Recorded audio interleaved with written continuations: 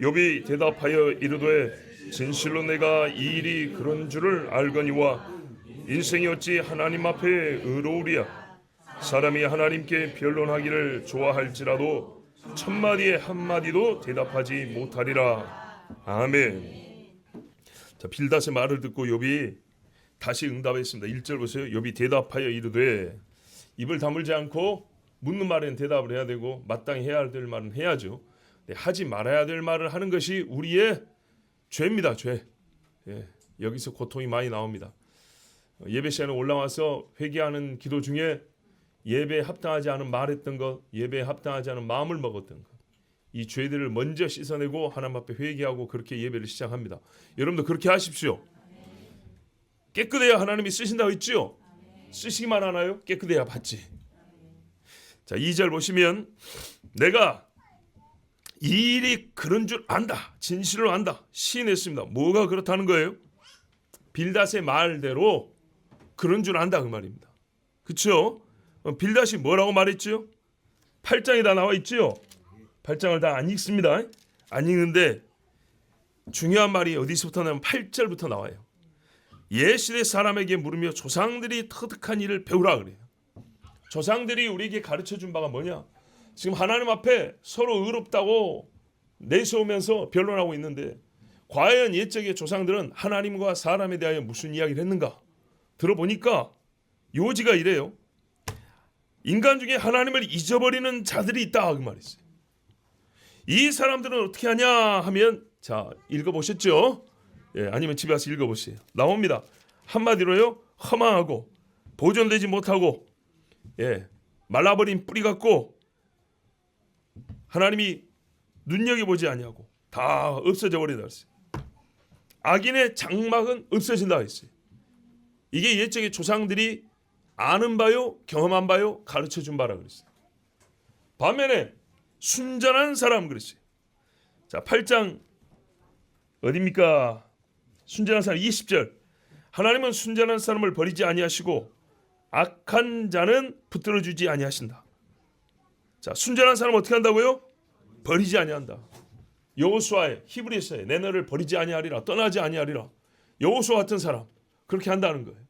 물론 이 시대가 지금 여호수아보다 앞전 시대지만 이전에 노아 때, 에녹 때 살았던 사람들이 다 확인해 본 결과 하나님 지금까지 순전한 사람을 붙들으셨다는 거예요.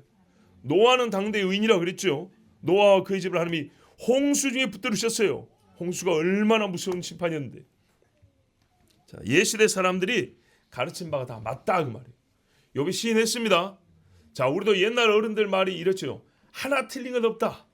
일반적으로 이런 말 하죠. 대개 그게 기술적인 문제가 아니고요. 인성과 인생에 관한 이야기들입니다. 삶의 지혜라고 불리는 것들이죠. 대개 맞습니다. 왜 그럴까요? 옛날에 맞은 게 지금이 맞다는 건 인간이 똑같기 때문입니다. 자, 그 지혜와 지식에 옛날 사람들이 했던 조상들이 터득한 그 지혜와 지식의 핵심이 뭐냐? 하나님입니다. 하나님. 그런데 하나님이 사람에 대하여 가진 생각, 하나님이 사람의 행위에 대하여 하시는 그 행위들입니다. 그래서 악한 자에게는, 순전한 자에게는 이렇게 얘기했습니다. 자, 이 일을 들어서도 알고요. 욥도 배웠을 거 아닙니까? 또 경험에서도 알고 있습니다. 그래서 자기도 하나님 앞에 순전하고자 애를 쓰고 살았죠. 그래서 욥도 맞다, 옳다라고 시인했습니다. 그런데 여기서 의아한 게 뭐냐면 2절 후반부 보세요. 그런 줄 알거니와 인생이 어찌 하나님 앞에 의로우랴. 왜 이렇게 말했을까요? 예. 자, 문맥을 보고 욥이 또 동의했죠. 빌닷의 말에. 이 동의하는 봤을 때 악인에게 내리시는 재앙 형벌 알고 순전한 자를 붙들고 도우신다는 것도 알지만 문제는 과연 누가 순전하냐 이 말이에요. 과연 누가 순전하냐? 누가 하나님 앞에 순전한 자라고 인정을 받을 수 있겠느냐? 이 말입니다. 근데 지금 여기 참 재밌지 않아요? 지금 자기가 지금 친구들하고 싸우는 내용이 뭐냐면 나는 이렇게 벌 받을 일을 안 했다는 거잖아요.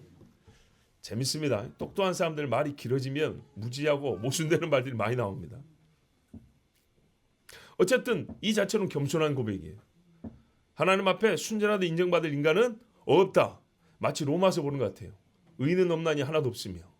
옛적에도 다 알았어요. 자, 그런데 우리가 욥이 이때 당시 모르는 건 우리가 지금 알고 있는 게 하나 있어요. 욥이 순전한 자가 하나도 없다 그랬는데 하나님은 이미 욥을 뭐라고 칭찬했냐면 이렇게 어렵고 순전한 사람이 없다고 칭찬했어요. 그러니까요, 진짜 순전한 사람은 자기가 순전한지 몰라요. 예, 순전한 자는 자기를 순전하다고 말을 안 해요. 순전한 자는 되게 똑똑한데 무지한 부분이 하나 있어요. 자기가 순전한지 모른다는 거. 항상 하나님 앞에 순전하고 애쓰는 사람은 부족하다고 생각해서 자기가 순전하게 여김을 받고 있다는 거, 믿음이 없어서가 아니라 자기 삶을 돌아보는 겸손한 자세 때문에 자기가 얼마나 순전한지 잘 몰라요. 가끔 옆에서 누가 칭찬하면 본인이 깜짝깜짝 놀랄 때 있죠. 예, 뭐 그렇죠. 뭐 본인만 하는 죄가 또 있겠죠. 그렇지만 객관적으로 봤을 때 이 시대 많은 사람을 같이 놓고 봤을 때 비교적 순전한 사람들, 욥도 절대적인 게 아니고 비교적이잖아요. 상대적으로. 그러나 대단히 순전한 사람이라고 하나님이 인정해 주셨어요. 근데 이 순전한 욥은 그걸 모르더라고요. 자, 자기 의에 대한 무지가 여호와 하나님을 의롭다 하시는 사람의 특징입니다. 나는 의롭다 함을 모르는, 칭의를 떠오르지 마라 그랬어요. 바로 자기 생활과 삶에 있어서 나는 하나님 앞에 의로운 삶이 없습니다. 이런 사람들이 하나님을 향해서는 그러나 주님은 옳습니다. 주님은 의롭습니다. 이런 고백 훨씬 더 잘합니다. 자, 3절에 보십시오. 사람이 하나님께 변론하기를 좋아할지라도 첫마디 한마디도 대답하지 못하리라. 능력에서만이 아니라 지혜에 있어서도 하나님을 이길 자가 없습니다. 자, 하나님 앞에 의로운 자가 없다 그랬죠. 문제가 아니라 깨달음을 얻어야 됩니다. 의롭지 못한 인간이기 때문에 모든 면에 있어서 전 영역에 있어서 하나님과 비교할 수가 없고요. 하나님을 맞설 수가 없습니다.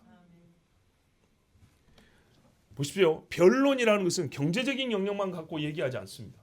우리가 철학적인 주제로 얘기할 때만 변론이라고 말하지 않습니다. 그렇죠? 서로 시비를 가리는 공방, 모든 주제는 어떤 것이든 상관없습니다. 서로 소위 말하는 말다툼하는 겁니다. 그런데요, 어떤 주제를 할지라도 보세요. 인생이 하나님 앞에 의롭지 아니하다 그랬죠. 의롭지 아니한 인생은 어떤 주장과 논리와 증거를 가지고 하나님 앞에 무슨 주제로 변론하더라도 이길 자는 아무도 없습니다.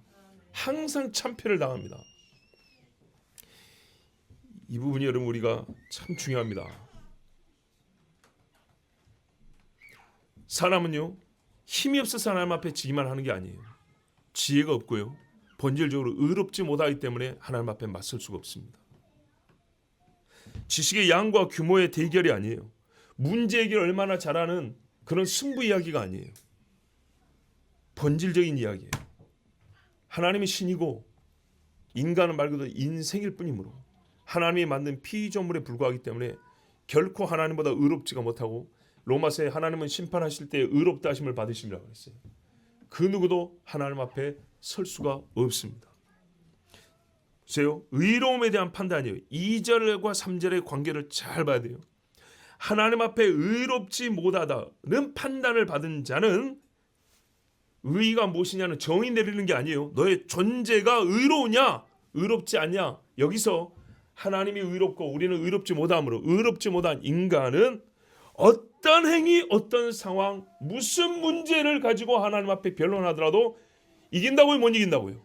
승부를 내자는 것이 아니라 애시당초 우리는 그런 대결을 생각할 때부터 불의하다는 인정, 판단을 받을 수밖에 없다는 거예요. 나는 하나님 앞에 그렇게 의를 가지고 대적할 계제도 없지만, 감히 하나님 앞에 입을 열 수 없지만, 만약에 그런다 하더라도 항상 인간은 패할 뿐이라는 거예요. 자, 여러분, 그런데 인간이 한 짓을 보세요. 옛적인 사람들이 이렇게 똑똑한 말을 했는데 그 시대에 많은 사람들, 노아 때 사람들, 니므롯, 노아 후에, 그 다음에 함의 족속들, 이스라엘의 사사시대나 왕정시대나 광야나 지금이나 특히 이 마지막 때의 사람들이 어떻게 합니까? 귀신의 가르침을 따르고 자기 길을 가르쳐줄 스승을 많이 둔다 그랬죠. 이게 참 기적인지 거짓 이적인지 알지 못하고 저 마귀에게 머리를 숙인다 했습니다. 사람이 말입니다. 하나님의 행위에 대하여 특별히 하나님의 사람에 대한 행위에 대하여 판단자가 되어서 하나님을 말로 심판하려 합니다. 아주 오래됐습니다. 아주 오래됐습니다. 봐보세요. 하나님이 아벨의 제사는 받았습니다. 가인 거 안 받았습니다. 하나님의 행위입니다. 이에 대하여 가인은요 불만입니다. 아벨에게는 시기심이 있지만 하나님께는 불만이에요. 왜 안 받으십니까? 만족하지 못했다는 겁니다. 내 생각에는 받아 주셔야 되는 거예요. 이게 의예요. 하나님이 안 받았어요. 불의지요. 자기가 하나님을 판단하고 하나님을 불의하다여 끝까지 오기를 부렸습니다. 강팍한 마음을 가졌습니다. 너 분노를 다스려야 된다 했더니 못 들은 척하고 얼굴이 하얘져 있습니다. 아니지 울그락불그락했죠. 그리고 동생을 때려 죽임으로써 하나님 앞에 분풀이를 했습니다. 그 이후에 인생사를 뭐 구절구절 이렇게 말할 필요가 없습니다. 하나님의 행위에 대해 판단하겠다. 이른바 신정론입니다. 신정론, 이 이론을 만든 주체가 인간입니다. 신이 의로우신가 판단해 보겠다는 겁니다. 요지는 그 말이에요. 이 세상에 우리가 보기에는 그러면 안 되는데, 내가 생각할 때는 이런 일이 있으면 안 되는데 하나님이 왜 그랬다니? 왜? 능력이 없어 그랬다니? 선하지 않아서 그랬다니?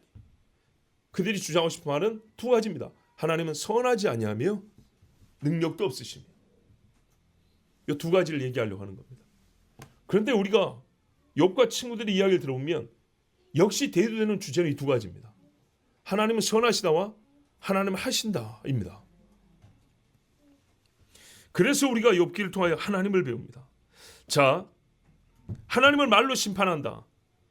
인간은 말이죠, 도덕성, 참과 거짓을 가리고 그 맛을 알고 선한 것을 좋아하고 악한 것을 혐오하는 이 본성을 주신 하나님, 도덕성을 주신 하나님에게 주제에 도덕성의 우월함으로 하나님을 판단해야 합니다. 내가 더 옳다 이 말입니다. 의로움 자체이신 하나님에게, 의의를 규정한 분에게 타락한 본성과 썩은 양심을 가지고 감히 하나님의 불의함을 증명해 보겠다 그럽니다. 여러분, 첫사람 아담이 순전하게 만들어졌지만 딱 한 방에 넘어졌다 그랬죠. 딱 한마디 거짓말에 넘어졌어요. 거짓말 한마디를 이기지 못하고 순전하고 깨끗한 상태도 넘어진 주제에 죄악 중에 출생한 인간이, 죄악 중에 어미 복중에서 나는 죄 중에 출생했다 다윗이 그렇게 말했는데, 그렇게 출생한 인간이 감히 10년 20년 살면서 태산 같은 죄를 쌓아놓고 어떤 한 주제에 대하여, 어떤 한 사건에 대하여 내가 하나님을 판단해 보겠다. 얼마나 우스운 이야기입니까? 자, 여러분 정신을 차리고 보십시오. 가장 정신이 맑을 때 아닙니까? 그죠? 하나님이요 쉽고 우리의 심정적으로 잘 박히는 말씀을 줄 때가 있고요, 우리 이성에 임플란트 박듯이 우리 지각에다가 큰 기둥을 박는 그런 말씀을 주실 때도 있어요. 엊그제 금요일이나 오늘은 그런 시간입니다. 자, 그렇게 알고 들으셔야 됩니다.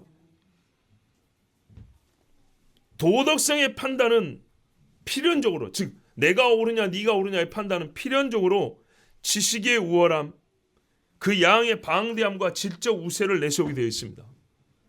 지금 여러분은 제가 왜 이렇게 설교를 끌고 하는지 그것도 이해를 하기가 좀 어려운 분이 있을지 몰라요. 왜 그러냐? 보십시오. 인생이 하나님 앞에 어찌 의로우냐 그랬어요. 여기에 대하여 욥과 친구들이 인정을 했다니까요. 이게 인정이 되고 그 다음에 논쟁이 이어가는 겁니다. 근데 인생이 하나님 앞에 의롭다는 게 인정을 못하는 사람들이 이 시대 대부분이라는 거예요. 그것을 깨고 난 다음에야 이 뒤를 읽을 수가 있어요. 뒤의 말씀을 받아들일 수가 있어요. 하나님께 변론하기를 좋아할지라도 첫마디 한마디도 대답하지 못한다는 걸 인정을 해야, 그런 인정을 하고도 또 대적을 한단 말이죠. 우리 인간을 알고 하나님을 알 수 있어요. 욥이 말하고자 하는 핵심과 본질에 들어갈 수 있다 이 말입니다. 그러니까 오늘 여러분 기둥을 좀 몇 개 박아야겠습니다.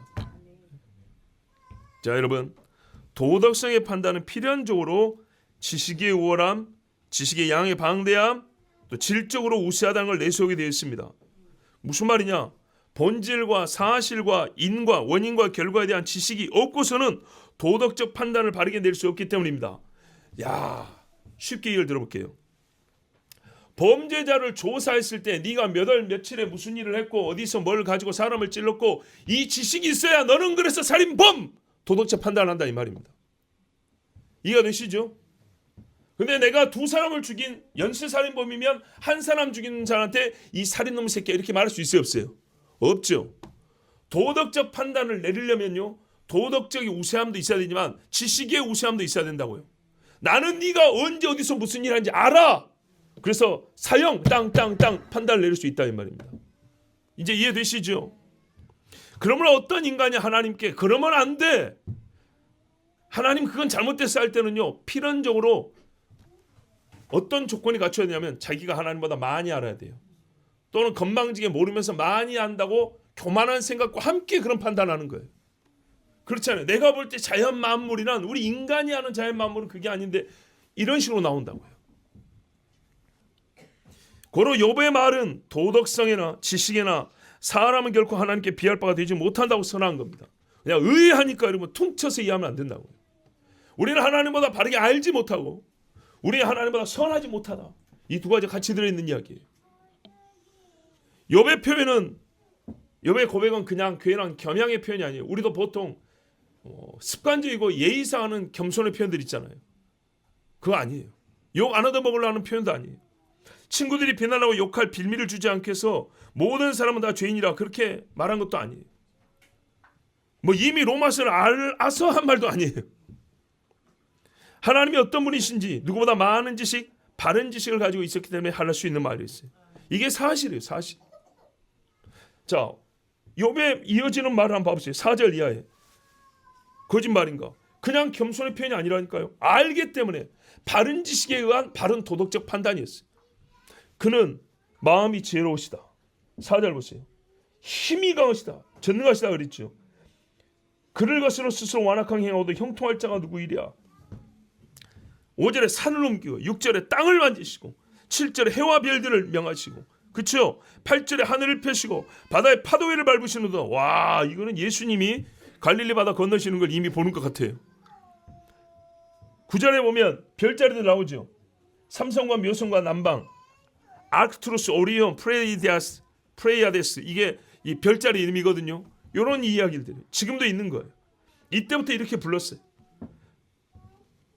그리고 하나님이 10절에 측량할 수 없는 큰일, 셀 수 없는 기이한 일.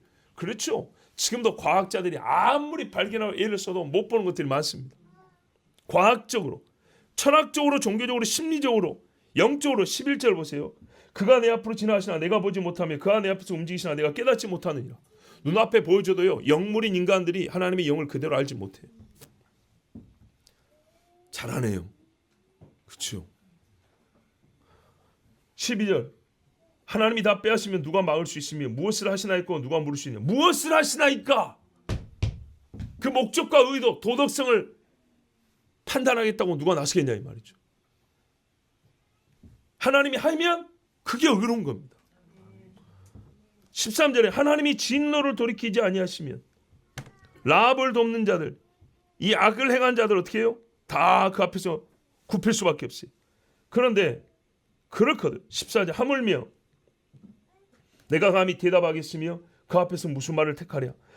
내가 의로울지라도 대답하지 못하고 나를 심판하실 분은 강구할 뿐이다 그랬어요. 맞습니까? 이 정도 되면 욥이 2절 3절에 한 말이 겸양의 표현이 아니라 사실이죠. 진실이에요. 진실. 와 여러분 욥이 하나님 아는 지식의 이 대단함과 풍성함을 보세요. 자 벌써 지금 욥기 강의를 꽤 하고 있는데 여러분이 몇 번이나 물어봤어요. 우리 중에 최고로 믿음 좋은 사람 욥이나 친구들처럼 말할 수 있냐고. 1시간 줄 테니까 한번 써볼랍니까 했더니 아무도 못 쓴다 그랬어요. 예? 고대인들의 가장 순수하던 시기에 하나님과 가깝던 시기에 순수한 자들의 진실한 신론의 향연이라고 그랬어요. 하나님이 누구시냐. 그런데 여러분 보세요. 욥이 이렇게 하나님을 잘 알고 이렇게 옳은 말을 했지만 이것조차도 하나님을 아는 것이 못 됩니다. 왜냐? 얼마 못 가서 욥이 입을 가립니다. 그리고 하는 말이 이렇게 옳은 말 해놓고도 무지한 말로 이치를 가린 자가 누구니까 나는 더 이상 말할 수 없습니다. 입을 가렸어요. 그 무슨 말이죠? 이보다 더 좋은 말을, 더 많은 말을 해야 된다는 얘기예요. 부족하다는 얘기입니다. 그런데 여러분, 감히 우리가 하나님 앞에 뭐라고 따질 것이며 우리가 찬송을 다들 영광의 보충이 되겠습니까? 아니라니까. 영원하신 하나님의 영광의 보충이란 건 없어요. 완전한 영광이 우리가 플러스 알파라는 건 없어요. 우리는 영광을 돌리지만 그런다고 하나님께 영광이 더해지는 건 아니에요. 왜 이렇게 하나님을 잘하는 자가 하나님을 몰랐다고, 내가 이제야 하나님 눈으로 배운다고 회개하며 자기 입을 가렸을까요? 이것도 그냥 겸손의 표현인가요? 아닙니다. 자, 우리가 여기서 다시 한번 이미 들었잖아. 역시 저나 여러분나 가물가물한 대주제. 다시 한번 생각해 봅시다. 욥기의 대주제가 뭐죠? 하나님이죠. 하나님. 하나님 아는 지식. 물론 우리가 성경에 욥의 인내를 배우라고 했어요. 반드시 배워야 돼요. 고상한 척 욥의 인내를 배우라는 말씀을 무시하고 욥의 본뜻은 그것이 아닙니다. 이딴 소리 들 필요 없어요. 그러면 이 정도 고난을 겪고 견뎌내는데 그러면 인내를 배워야지 어디서 인내를 배울 겁니까? 반드시 배워야 돼. 반드시. 성경이 배우라 했어요. 그것도 무시한 사람은 더 깊은 것을 볼 자격도 없고 보이지도 않아요. 반드시 배워야 돼요.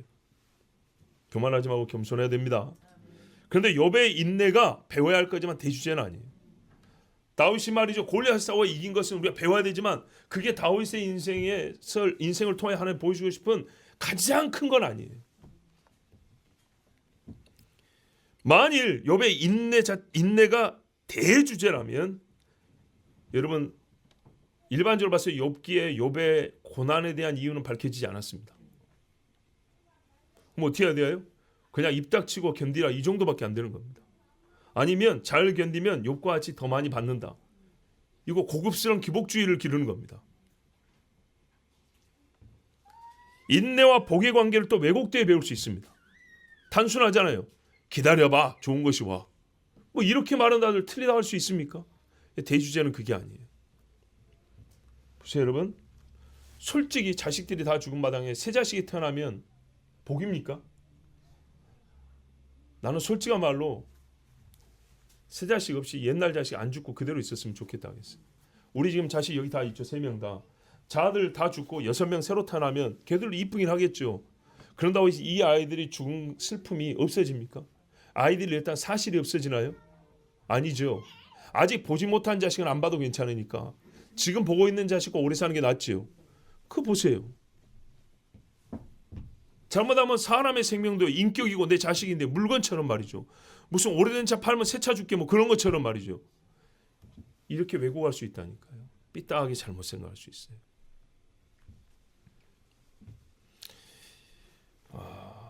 그러므로 욥에게 새로 주어진 은사와 복 분명히 새로 주긴 주셨어요.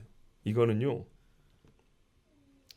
하나님의 앞선 고난을 겪게 하심의 목적과 어떤 의도가 이루어졌기 때문에 주신 거예요. 그냥 뺏고 시간 지났으니까 준 게 아니고요. 뺏고 이 시간 동안 네가 버텼다고 준 게 아니고요. 버틴 것 자체가 하나님이 말씀하고자 하는 이 욥을 통하여 하시고자 하는 일의 최종 목적이 아니라니까요. 욥의 고백이 달라졌잖아요. 내가 하나님을 만났다 그랬죠. 이렇게 잘하는 자가 또 만났다 그랬죠. 그게 하나님이 하시고자 한 일이었어요. 그냥 기다림이 아니고요. 침묵하며 더 좋은 걸 준다는 믿음, 그런 믿음 아닙니다. 여러분 욥기의 대부분을 채우고 있는 분량적으로 대부분을 채운 게 뭐라고요? 하나님에 대한 말들입니다. 예, 욥의 고통으로 시작됐지만 하나님 이야기하고 있습니다. 그 다음에 인간 이야기입니다. 지난 금요일 날 말씀드렸어요. 하나님 주제 1번, 인간 이야기 2번. 그래서 마귀가 하나님을 대적할 때 인간을 이용한다 그랬죠. 사람이 하나님에 대하여 삐뚤어진 생각을 갖기 좋은 것은 인간에 대한 인식도 삐뚤면 쉽다 그랬어요. 욥기 안에 하나님 이야기, 인간 이야기가 나오고 있어요. 그대로부터 이 지혜를 줬어요. 하나님께서. 당대 최고의 하나님 아는 지식 충만한 자들이, 가장 하나님을 경외한다는 자들이, 지식과 도덕성에 있어서 최고인 자들이 와가지고 그들의 지식과 도덕성, 의로움을 가지고 하나님을 논하고 있어요. 그들의 범죄, 무지를 갖고 하나님을 논하는 게 아니고요. 제일 잘하는 그 지식, 욥을 판단할 정도로 의롭다고 생각하는 그 의로움을 가지고 지금 인간적으로 갖출 수 있는 모든 것을 갖추고 딱 하나 남은 관문인 하나님 이야기를 하고 있어요. 자, 이렇게 논했습니다. 논했을 때 하나님이 내린 판단은 무엇입니까? 인간은 결국 판단을 못 내렸어요. 하나님이 이들을 판단했을 때 하나님 판단은 뭐죠? 옳지 못하다 했어요. 여러분, 이 얼마나 중요한지요. 유다가 말입니다. 새 사람이 된 사건이 뭡니까? 다말을 간음했던 이야기죠. 그전에는요, 그는 옳았어요. 잘못에 대해 시인하지 않았어요. 근데 이 한마디에서 바뀌었어요. 그가 나보다 옳도다 했어요. 하나님이 이 친구들에게 옳지 못하다, 욥 너도 옳지 못하다 했어요. 지식의 온전함도 없고 의롭지도 못하다는 거예요. 아무것도 모르는 것은 아니지만 다 알지 못하고 온전하게 알지 못함으로 어떻게 해요? 하나님 앞에서는 아는 게 아니고요, 옳은 게 아니에요. 여러분, 수학 문제를 80% 풀다가 20% 못 풀고 찍었어요. 아는 거예요, 모르는 거예요? 모르는 거죠. 완전히 모르는 건 아니지만은 온전히 아는 건 아니에요. 그건 모르는 거예요. 하나님 이야기를 실컷 했는데 일부 맞았는데 끝에까지 이르지 못했어요. 아는 거예요, 모르는 거예요? 하나님 보시기에는 모르는 거예요. 모르는 것. 2절 3절에서 욥이 말한 그대로예요. 자, 이렇게 인정하고 말해놓고도 다시 말로 하나님을 거역합니다. 뒤에 가면. 그러니까 하나님 모르는 거예요. 옳지 않은 자인 거예요. 예? 자, 하나님은요, 바로 우리에게 이 진리를 말씀하시러 욥에게 고난을 주셨어요. 뭘요? 자기를 계시하시는데 어떤 계시냐? 너희는 내가 나를 보여줘도 다 모른다는 거예요. 구원 얻기에 필요한 만큼을 알아요. 여러분, 우리가 예수 그리스도를 알죠? 아는 것과 믿는 게 하나입니다. 그러나 우리가 예수님을 다 압니까? 성부가 성자를 아는 것처럼 압니까? 그렇게 알지는 못합니다. 그런데 자칫 인간이 까분다고 할까요? 신성 속에 들어가 본 것처럼 하나님을 판단하려고 한다니까요. 자기를 계시하는데 어떻게 계시하냐? 내가 너희에게 보여줄지라도 너희가 나를 일부 알지 다 아는 건 아니다. 요거를 가르쳐 주시려고. 그래서 사람이 그 이상의 말로 하나님의 경계선을 넘어들어오지 말고 신의 산에 돌 경계인데 그 위로 쳐들어오지 못하게, 돌파해 들어오지 못하게 하시려고 이 경계의 말씀 주셨어요. 그런데 오늘날 신학자들이요, 얼마나 건방을 뜨는지 모릅니다. 사람이 하나님의 계시를 보도 완전히 알 수 없는 하나님, 너희는 나보다 결코 의롭지 못하다고 말씀하시는 하나님. 보세요, 여러분. 욥이 뭐라 그랬습니까? 11절에 그가 내 앞으로 지나시나 내가 보지 못하며 그가 내 앞에서 움직이시나 내가 깨닫지 못하니라 그랬잖아요. 근데 시간이 갈수록 사람들이요, 하나님을 안 보고도 안 돼요. 여러분, 여기서 놀라운 게 뭐냐? 이 두렵고 필수적이고 심오한 진리를요, 사람이 평안한 때는 배우지 못한다는 겁니다. 편안한 시절에는 절대 깨닫지 못한다는 겁니다. 보세요. 욥과 그의 친구들이 어떤 사람들인가? 우리는 이들에 미치지 못합니다. 그렇죠? 다윗도 말입니다. 창조주 하나님을 모시고 춤출 수 있었어요. 근데 범죄한 후에는 창조주 하나님 앞에 자기를 뭐랬어요? 하나님이 나를 창조한 건 맞는데 나는 죄 중에 출생했습니다. 이렇게 바뀌었다니까요. 자기 죄로 말미암은 것이지만 인생의 쓴 시절을 보낼 때 하나님 앞에 더 깊은 고백이, 옳은 고백이 나와요. 편할 때는 왜 배우지 못하냐?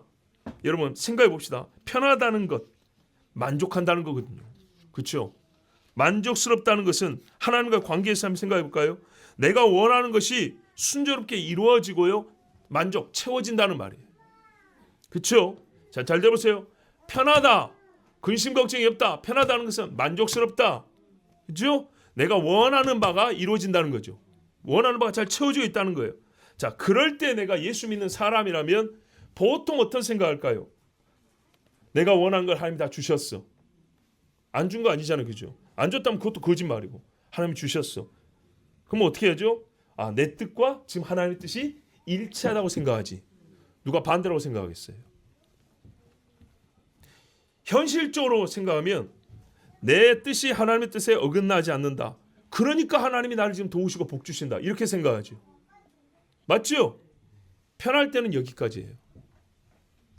내 뜻이 하나님과 일치하는구나 여기까지예요. 어긋난다는 생각 잘 못해요. 그러니까 그 외에 그 이상의 하나님이 어떤 분인지 하나님 자신에 대한 깊은 생각은 거의 할 수가 없습니다. 정말 하나님이 많이 사랑하는 사람에는 그때도 할 수 있어요. 그런데요, 모든 게 만족스럽고 원하는 것을 주시는 하나님 여기까지 머물러 있는 사람은 이 생활 중에서는 내가 원하는 것을 주시는 하나님 그 이상 하나님을 생각하지 못합니다. 이거 간증한 일 바빠요. 이거 자랑하느라 바쁘다고요. 하지만 하나님 보세요. 사람이 내가 내 자신이 용납하지 못할 고난을 겪을 때 지금 요처럼 이런 고난을 겪을 때면 가장 본질적인 질문을 하게 됩니다. 그 본질적인 질문의 성격을 보면 뭐냐면요. 대답할 수 없는 질문을 던집니다. 이제. 왜요? 지금 본인이 대답할 수 없는 상황을 겪고 있잖아요. 대답할 수 없는 상황이란 이 고통, 최고로 고통스러운 상황을 겪을 때 사람은 묻게 돼 있어요. 근데 이게요. 대답이 안 되는 질문이에요. 왜? 대답이 없는 상황을 겪는 데서 나오는 질문인데 어떻게 대답이 되는 질문이 나오겠어요? 인생에서는 절대로 답을 찾을 수 없는 질문. 근데 바로 이 질문이 인간에게 필요하거든요. 이 질문이 평온할 때 만족스러울 때는 할 수가 없어요. 근데 바로 이 질문을 할 때야 욥처럼 이 질문을 할 때야 하나님이 대답을 듣고 진짜 하나님이 나는 누구다 말할 때 이게 깨달아진다는 얘기입니다. 하나님이요 꼬치꼬치 대답 안 했어요. 사탄이 말이지 이런 말 안 해줬어요. 그냥 하나님 자신을 제시해줬어요. 그랬더니 욥이 보세요. 얻은 대답은 완벽합니다. 주님. 하나님이 모든 질문의 답이 하나님. 사람이요 세상에 답할 수 없는 질문을 던지는 그 고통의 시간에 진짜 하나님께 은혜 입은 자는요 답을 얻는데 하나님이라는 답을 얻습니다. 하나님이 모든 질문에 맞는 답으로 형태가 바뀌고 정답지처럼 하나님이 그런 기능적인 존재감을 드러내준다는 얘기 아닙니다. 여기에 맞춰주고 저기 맞춰 아니요 그냥 하나님 그대로 계세요. 근데 어떤 문제가 와도 답이 그냥 돼요. 하나님을 만나면 그렇게 돼요. 하나님이 모든 물음의 대답이에요. 그러나 여러분 이것도요 생각 없이 소위 신앙주의 그냥 믿음으로 퉁치자 이렇게 들으면 안 돼요. 우리는 생각하고 아멘해야 돼요. 생각하고 왜 하나님이 답인지 알아야 돼요. 보세요 여러분. 부족하지만 제가 조금만 우리 여러분의 생각을 더 끌고 들어가 볼게요. 뭐 하기 위해서요? 2절 인생이 어찌 하나님 앞에 어려우랴. 나는 이 말씀을 여러분은 정말 각인시켜주고 싶어요. 정말 내 인생의 내 삶의 최고로 뭐냐면 하나님을 알게 하는 거예요. 우리가 어떤 사건에서 기술적으로 알고 처세줄로 아는 게 아니라 모든 사람, 관계, 상황 어떤 국면에서도 그냥 하나님 딱 하면 아멘. 그냥 가슴이 그냥 말이죠. 막 예? 그냥 감당할 절절도 막 박동하고 말이죠. 힘이 나는 하나님 나 이것만 전해주면 돼요. 그러면 그 사람은 예배가 달라지게 돼 있고 생활도 달라지게 돼 있어요. 언어도 달라져요. 눈빛이 달라진단 말이에요. 자 생각해보세요. 우리 영원하신 하나님. 옛날 우리 신앙 개혁자들은요 하나님 주제를 이만하게 말했어요. 하나님이 누구냐? 하나님이냐? 진짜 신앙이 깊은 사람일수록 하나님을 떠나지 않냐 했어요. 예? 자 카톨릭주의자들조차도 그중에 토마스 아퀴나스 이 사람도 세상의 모든 잡단식 1000톤 만톤보다 하나님 뜻이 이만큼 하는 게 훨씬 더 복되고 기쁘다 그랬어요. 자 보세요. 영원하신 하나님. 영원하신 하나님. 또 토마스 아퀴나스만 하니까 좀 마음이 좀 별로 기분이 안 좋은데 칼빈 좋아요. 네, 칼빈. 주여 그 외에 우리 개혁신학자들 많이 있습니다. 예, 하나님을 이야기하는 사람들 많이 있습니다. 하나님의 속성만 가지고 책을 임하시는 사람이 있습니다. 영원하신 하나님. 영원하신 하나님은요. 잘 들어보세요. 옳기 때문에 선택하는 것이 아니라 그의 결정이 옳은 분입니다. 만일 옳은 것을 선택하여 하나님이 의롭다 한다면 하나님은 오히려 피조물에게 판단받는 분입니다. 그리고 하나님이 행하기 전에 없던 앞선 도덕이라는 게 있는 겁니다. 그렇죠? 하나님이 옳은 것을 선택한다면 옳음이 먼저 있는 거죠. 그걸 누가 정해놓죠? 옳음이라는 건 인격적 요소죠. 하나님 이전에 인격적인 신이 또 있다는 얘기고, 그 신이 먼저 있었기 때문에 판단에 있어서도 하나님을 제한한다는 얘기고, 하나님은 그 신의 판단, 그 신의 옳고 그름의 기준에 예속된다는 얘기입니다. 하나님이 영원하지 않아요. 하나님은 옳지 않아요. 그죠? 하위 신이 됐을 때 하나님의 옳음이라는 말은 절대 붙일 수가 없어요. 그래서 누군가 말이죠. 하나님은 옳기 때문에 그가 행하신 일이 옳으냐, 아니면 그가 옳은 일을 선택하기 때문에 옳으냐? 전자입니다. 아셨죠? 반드시 하나님은 그 전에 아무것도 없었기 때문에 항상 흔들리면 안 됩니다. 여기서는 그렇고 저기서는 그러면 안 됩니다. 우리 그리스도인은 정확히 합니다. 하나님이 옳으시기 때문에 그가 하는 일이 옳다, 이렇게 말해야 됩니다. 하나님은 영원하시며 자존하시다. 자존은 그냥 없음이 아니라 나 있어 얼음 땡 이러고 있어 있다니까 자존, 이 말이 아닙니다. 하나님은 살아계신 분이시죠. 있지만 한 게 아니고 자충족하신다 그랬어요. 우리가는 사랑, 의로움, 거룩, 빛, 모든 이것이 충만한 존재로 계시는 분이에요. 그래서 인간의 모든 국면과 사건에 대하여 그분은 옳은 거예요. 왜? 하나님이 계시고 하나님의 이 옳음 안에서 역사가 그 안에 들어있기 때문이죠. 뭔 말인지 아시겠죠? 하나님이 만들었고 인간을 분가시킨 게 아니에요. 하나님 안에 있다고. 하나님 안에. 내가 처음부터 나중을 말했다고 그랬어요. 이사야 46장. 모든 인간사의 일은요, 하나님 안에서 발생하기 때문에 하나님 안에서 판단을 받습니다. 그래서 하나님은 항상 옳은 겁니다. 하나님보다 앞서지 못한다면 하나님을 악하다, 틀렸다 말할 수가 없습니다. 보세요. 하나님보다 앞서지 못한다는 것은 하나님을 악하다, 틀렸다 말할 수 없다 그랬죠. 틀렸다, 옳다는 것은 말고 하나님을 판단할 기준점이 앞에 있어야 된다는 얘기니까요. 근데 우리는 어디 있어요? 하나님 다음에 있다고요. 하나님 전에 그런 거 없어요. 없어. 맞습니까? 굳이 하나님을 악하다고 말하는 사람은 하나님한테 이제 모순점을 찾으려고 그래요. 성경 읽기 앞뒤가 안 맞던데, 이런 거죠. 근데 가만 보면 앞뒤가 안 맞는 게 아니라 더 깊은 비밀이 거기 숨어 있어요.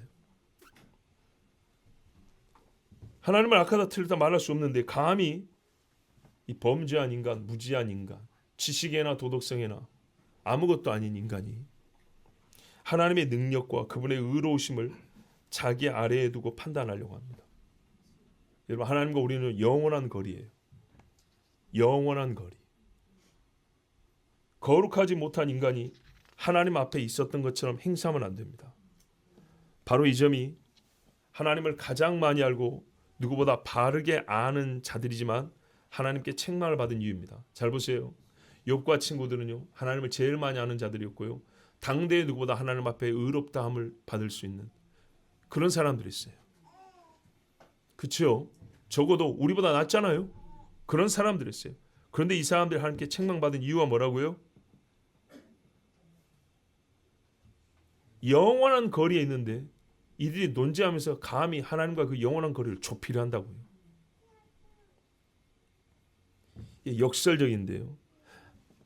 바르게 안다면 하나님께 하지 말아야 할 질문이 있고, 그런데 하나님이 하지 말아야 할 질문들을 할 수밖에 없는 인간인 것을 깨닫게 하시고, 그래서 이 말의 한 것 속에서 하나님을 깨닫게 해주셨습니다. 그러니까 제일 똑똑한 사람들이요, 감히 하나님과의 거리를 좁히는 말장난을 했어요. 친구를 판단한다는 말이면서도 하나님 이야기였기 때문에 계속 이걸 좁히는 노력을 했어요. 하나님 어떻게 해요? 아니다 그랬어요. 옳지 않다 그랬어요. 근데 이게 바로 이 깊은 깨달음을 언제 얻을 수 있냐면요, 이렇게 대들 때 가능해요. 모든 것이 좋습니다. 이럴 때는 절대 이 깨달음을 얻을 수 없어요. 하나님 앞에 감히 말로 대들 때 가능하다고. 고통 가운데. 그래서 이 말로 대드는 이 상황은요, 고통으로 유발되거든요. 고통. 내가 알지 못하는, 내가 보기에 분명히 불의하다 그랬어요. 불의한 고통. 불의한 고통이 나를 덮을 때 하게 되는 반항적 질문으로부터 답을 얻습니다. 사실 안 해야 되는데도 이게 죄인이라 하게 돼요. 근데 감사하게도 하나님 악을 선으로 바꾸죠. 이 하지 말아야 할 질문을 대답해 주면서요, 인간이 알아야 될 최극단의 높은 하나님 아는 지식을 줍니다. 하나님을 드러내시면서 하나님이 그들의 무지와 악함을 지적하면서도 배우게 되는 진리, 하나님 그분 자신을 아는 지식입니다. 욥이 분명히 제일 크게 얻은 게 바로 하나님 아는 지식이었어요. 욥의 친구들도 알량한 도덕 보자기 속에 감춰뒀던 악을 드러내면서 깨닫는 진리가 하나님의 의로우심이에요. 천지와 거룩을 능력으로 삼으시는 하나님이십니다. 그래서 욥 보세요. 의로운 척했죠. 그런데 말을 할수록 보자기가 벗겨지고 속에 있는 악이 나와요. 그리고 하나님의 전지와 거룩 그 능력 앞에서 깨집니다. 깨지는 결정적 사건이 있었어요. 딱 질문 3마디였어요. 너 다 알아? 너 할 수 있어? 그랬죠. 그 뭐죠 이게? 능력하고 지식을 말하죠. 그런데 아까 자꾸 도덕성 이야기하던데요. 우리가 도덕하면 자꾸 윤리적 행위를 생각하는데 그렇게 안 돼요. 근본적인 이야기. 하나님이 최종 질문 여기서 완전 깨졌어요. 3번째, 제일 중요한 질문이었습니다. 욥에게 이제 하나님이 던진 질문이었어요. 너 있었느냐? 너 내가 땅에 기초를 놓을 때 너 있었어? 내가 하늘의 별과 달을 만들고 해를 다룰 때에 너 있었느냐? 물었어요. 없었죠? 없었으면 입 다무는 거예요. 하나님 앞에서. 아까 제가 꽤나 논리적으로 설명한 게 하나님 이 질문을 다 들었어요. 너 있었느냐? 아니요. 저는 없었습니다. 이 대답을요, 배 따시고 등 따시고 배부르고 등 따실 때 하나님 주신 거 이렇게 먹습니다. 여러분 우리 하나님께 감사하기도 합시다. 이럴 때 들으려고도 안 해요. 깨달으려고도 안 해요. 찬송이 깊은 게 나올 수가 없어요. 태초에 하나님이 천지를 창조하시니라. 태초에 말씀이 계시니라. 이거를 찬송으로 만들 생각이 없어요.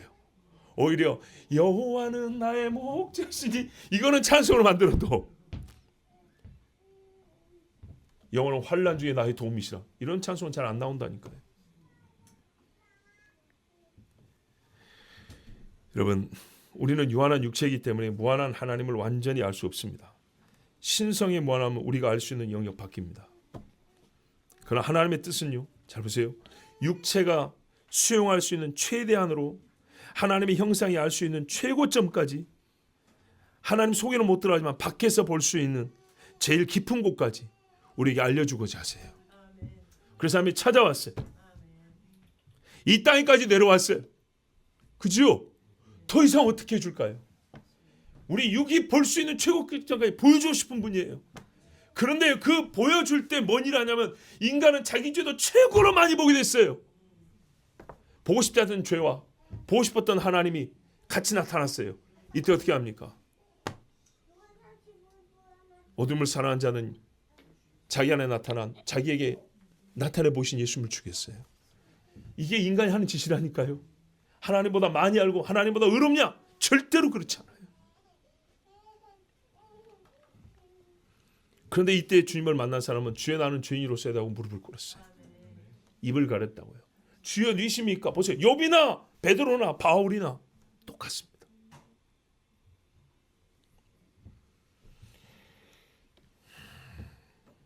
이 가장 하나님을 깊게 아는 방법, 하나님이 정한 선택, 하나님 다른 방법이 있었을까요? 우리를 구원하는 방법 아들을 주는 것밖에 없을까? 그건 우리의 물을 질문이 아니에요. 수용하든지 배척하든지 둘 중에 하나예요. 하나님보다 똑똑한 척, 의로운 척, 착한 척, 아들을 죽인 아버지라니 이런 질문은 저 이방인들이 하는 거예요. 하나님을 모르는 자들이 하는 거예요. 마찬가지. 하나님 이 지식 좀 곱게 가르쳐 줄 수 없습니까? 그럼 하나님 알기 싫은 사람이에요. 하나님은 그렇게 안 가르쳐 주세요. 고난으로 가르쳐 주십니다. 욥기를 욥이 얻은 것이라는 주제로 요약해 본다면 그가 재산을 다시 얻은 것이 최고가 아니고요. 그가 얻은 것은 하나님 아는 지식이었어요. 모른다는 것을 알게 됐어요. 내가 진짜 하나님 모르는 걸 알게 됐어요. 그리고요. 알고 있던 하나님, 이 정도 지금 알고 있는 하나님의 극대화, 최고점까지 올라가게 됐어요. 하나님은 당대 순전한 자, 의로운 자에게 자신을 가장 많이 보여주시고 자신을 제일 깊이 보여주심으로써 욥을 사랑한다는 걸 나타내 주셨습니다. 하나님이 사랑하면 욥같이 이렇게 대해 주신대요. 받으실래요? 안 받으실래요?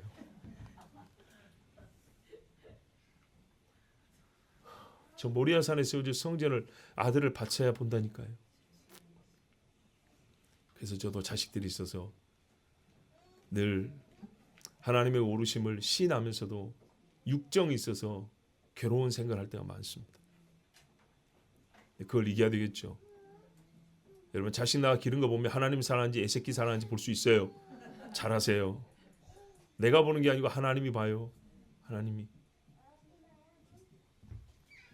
정말 이 마지막 때를 살면서 하나님의 무엇을 추구하는 자들이 많은 시대에 하나님만,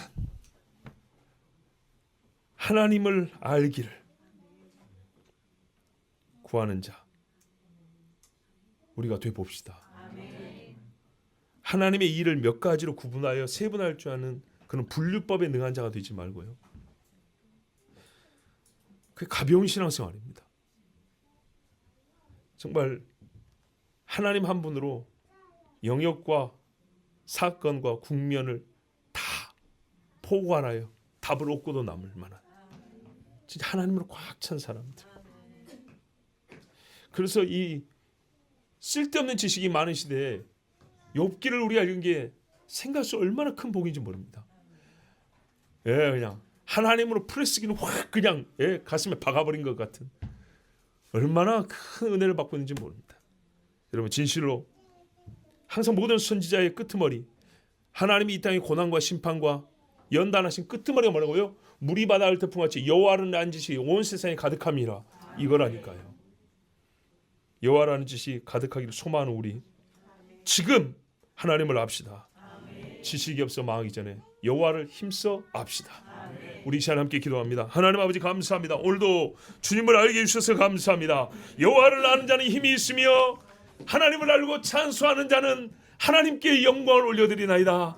주님이 계심으로 두 손에 힘이 들어갑니다. 주 여호와가 살아계심으로 우리는 마귀를 이길 수 있습니다. 하나님 아버지 고통 중에 주님을 찾는 신앙을 주시옵소서. 우리 육체가 할 수 있는 최극단으로까지 밀어붙이사 하나님으로만 가득 찬 영혼이 되게 하여 주시옵소서. 하나님을 알고 싶습니다. 여호와로 충만하고 싶습니다. 하나님이여 우리에게 자신을 내어 보여주시옵소서. 우리의 무지와 죄악을 시인하면서 고통 중에 눈물로 하나님을 배우게 하여 주시옵소서. 우리 주 한 몸으로 기도합니다. 주여 살아 역사하시는 아버지 하나님이여 혼란과 거짓말과 마귀의 미혹이 많은 이 시대에 옛적의 순전한 자들 의로운 자들 하나님을 말하고 하나님을 말하기를 기뻐했던 자들의 글을 통하여 우리를 다시 한번 깨우쳐 주시니 감사합니다. 하나님 우리에게 말씀하시고 하나님 자신을 우리에게 보여주셔서 감사합니다. 오늘도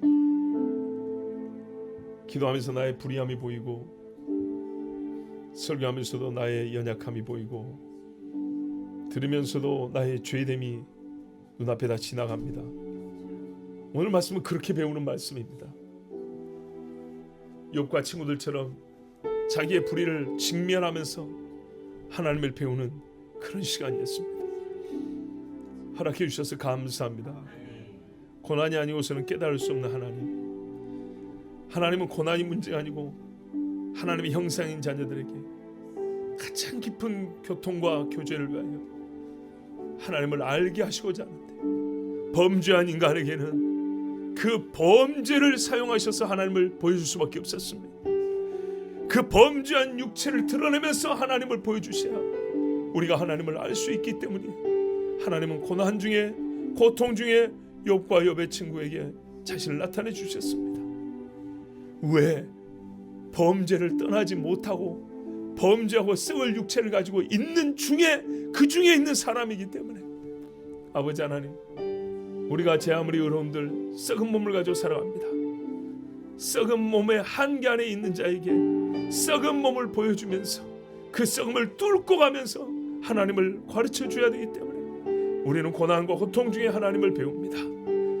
그러나 하나님이 자신을 나타내 주고자 하지 않는 자에는 오히려 고난을 주지 아니하고 고난 중에 하나님의 말씀을 귀에 들려주지 아니합니다. 하나님이 우리를 사랑하여 주셔서 주 안에서 고통과 고난이 있게 하여 주시고 주의 이름을 위하여 핍박도 당하게 하여 주시고 바로 그 일을 통하여서 귀로만 들었던 하나님을 눈으로 배우게 되었으니 저 먼 발치에서 보았던 하나님의 영광을 구름 속에 들어가 하나님과 식탁에 교제를 나누게 되었으니 주여 감사합니다. 이 마지막 때에 절대 사단의 말 귀신의 가르침에 미혹당하지 아니하고 철저히 하나님 말씀을 따라 여호와를 아는 지에 충만한 백성, 물이 바다를 덮음같이 여호와를 아는 지에 충만한 그 시대를 소망하는 주의 백성들 되게 하여 주시옵소서. 우리 중에 한 사람도 여호와를 알지 못하여 망하는 자가 없고 다 하나님 아는 지에 충만하여 구원에 이르는 백성 되게 하여 주시옵소서. 믿사오며 우리를 사랑하시고 오늘도 말씀하여 주신 우리 주 예수 그리스도 이름으로 기도하옵나이다. 아멘.